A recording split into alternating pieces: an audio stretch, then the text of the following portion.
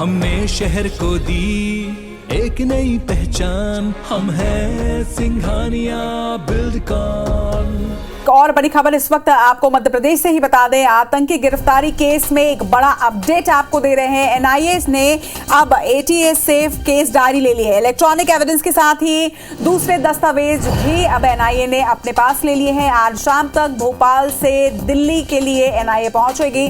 बता दें कि दस्तावेजों के अध्ययन के बाद आगे का एक्शन एनआईए लेगी। ऐशबाग में जेएमबी के आतंकियों को एटीएस ने गिरफ्तार किया था, लेकिन अब एनआईए ने केस डायरी ले ली है। इसके साथ ही जितने भी दस्तावेज इस मामले से जुड़े हुए हैं वो एनआईए अपने पास ले चुकी है। आगे की कार्रवाई वो अब करेगी। तो आतंकी गिरफ्तारी केस में एक बड़ा अपडेट इस वक्त आपको बता रहे हैं।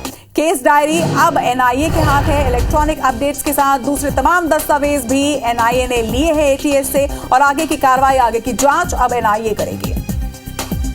आपको बता दें कि दस्तावेजों के अध्ययन के बाद आगे का एक्शन भी अब एनआईए लेगी। पूरी जांच जो है वो एनआईए करेगी। लेकिन इसके साथ ही ये भी बता दें कि ऐशबाग से एटीएस ने इनकी गिरफ्तारी की थी, और गिरफ्तारी के बाद तमाम केस डायरी और जांच वो आगे बढ़ा रही थी। लेकिन अब एनआईए केस डायरी उसने एटीएस से ली है, और इसके साथ ही अब आगे का जो एक्शन है पूरा वो एनआईए करेगी। तो आगे की जांच अब एनआईए के पास। एटीएस से एनआईए ने इस केस की डायरी ले ली है। इसके साथ ही तमाम दस्तावेज भी लिए हैं।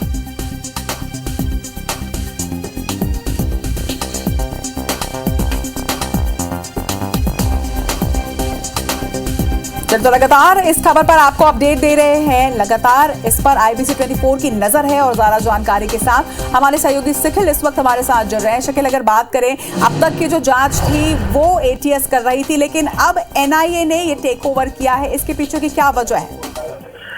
देखिए, जिस प्रकार से पूरा मामला सामने आया था, कहीं ना कहीं ये बात तो जग जाहिर हो चुकी है कि जिस प्रकार से राजधानी भोपाल में जो आतंकवादी पकड़े गए, उनके ना सिर्फ बांग्लादेश से कांटेक्ट थे, बल्कि ऐसे लगभग 7 राज्यों के नाम सामने आए जहां पर इन आतंकियों का एक नेटवर्क था, लोगों से मौजूदगी थी और मिलना जुलना भी था। और इसी के चलते एनआईए ने ये पूरा जो केस है अपने हाथ में लिया है। हालांकि लगभग लगभग बात की जाए तो 1 सप्ताह से इस पूरे मामले पर नजर बनी हुई थी, और अब एटीएस से पूरे दस्तावेज जो है वो एनआईए ने ले लिए हैं, और आज दिल्ली के लिए यहाँ पर टीम रवानगी होगी। और जिस प्रकार से जो तमाम दस्तावेज है, जो उनके इलेक्ट्रॉनिक डिवाइस है, या फिर बातचीत की जाए उनकी जो जांच है, और जो पूरी फाइल इन आतंकियों की तैयार की गई है, वीडियोग्राफी की गई है, उन तमाम सबूतों के साथ अब एनआईए दिल्ली पहुंचेगी, और दिल्ली से इस पूरे मामले पर निगरानी की जाएगी, जांच करेगी। सबसे बड़ी बात है कि इस पूरे मामले को लेकर 2 महत्वपूर्ण खुलासे हुए थे। पहला यह कि उत्तर प्रदेश में जिस प्रकार से आतंकियों का नेटवर्क है वो मध्य प्रदेश को टारगेट करते हुए मजबूत किया जा रहा था। दूसरी चीज, जिस प्रकार से पश्चिम बंगाल में बात की जाती है बांग्लादेशी आतंकियों और बांग्लादेशियों की, उसे लेकर इनके पास एक बड़ी लिस्टिंग मिली थी, जिसमें लगभग 1500 से ज्यादा लोगों की सूची मिली हुई थी। तो कहीं ना कहीं एटीएस जो मध्य प्रदेश के लेवल पर जांच कर रही थी, उन्होंने इन दोनों प्रदेशों में अपनी दस्तक दी, लोगों से मुलाकात की, और इतना ही नहीं बल्कि बयान भी दर्ज किए।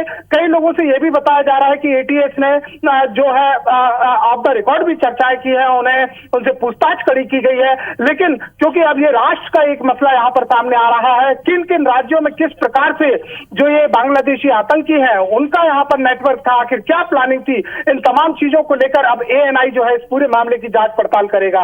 इतना ही नहीं बल्कि ये भी देखा जाएगा कि जिस प्रकार से जो आतंकवादी हैं उनका नेटवर्क आखिर कहां से रहा है, क्या विदेशों से भी कांटेक्ट इनके रहे हैं।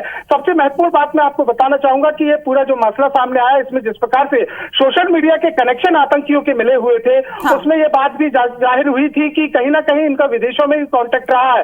तो इसे देखते हुए अब जो केंद्र सरकार की एजेंसी है उसने इस पूरे मामले को अब अपने हाथ में लिया है, और अब इस पूरे मामले की जांच भी एएनआई ही करेगी। चलिए, तमाम बातचीत के लिए आपका बहुत बहुत शुक्रिया शकील। तो अब आगे इस पूरे मामले पर एक्शन एनआईए के पास है। एनआईए अब इस पर जांच करेगी और एक्शन लेगी।